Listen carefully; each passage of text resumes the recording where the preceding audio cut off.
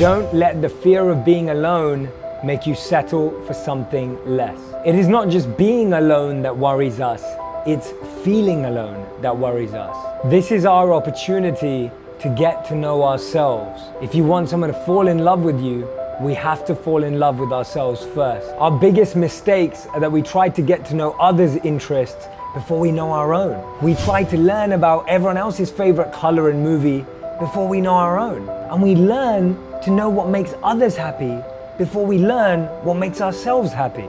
As Aristotle said, knowing yourself is the beginning of all wisdom.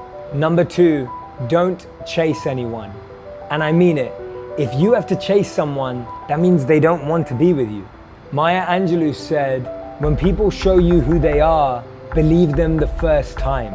This is your time to chase personal growth, to chase your development, to chase your dreams, your passions, your potential, and your purpose.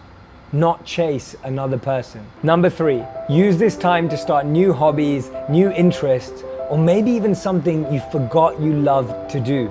Maybe there was something in your childhood that you've now left behind. Maybe there's something that you used to turn to that you've forgotten about. Recreate that, relive that, bring that back into your life with this extra time that you now have. Number 4, our happiness is so closely linked to how much we are progressing, how much we're learning, and how much we're achieving. Start listening to a new podcast, maybe more TED Talks, maybe reading new books. This is your time to learn. Number 5, learn to live with intention. Start crafting your life so that anyone you spend time with, anything you spend time doing is done with a deeper intention. Understanding why you're doing it and what purpose it brings into your life. Number 6, learn to talk to yourself. Remember, the most important meeting of the day is with yourself. The most important call is with yourself. When you're able to interact with yourself, understand your emotions, and navigate your mind, you're starting to be comfortable alone. I read a study where men and women were given the option to either spend time alone with their thoughts for 15 minutes or give themselves an electric shock. Roughly 30% of women gave themselves an electric shock, and around 60% of men chose the electric shock.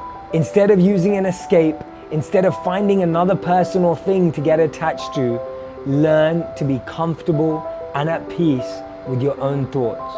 Maybe it's through mindfulness, maybe through meditation, or maybe just journaling. If we never learn to be alone, we'll always feel that we're lonely.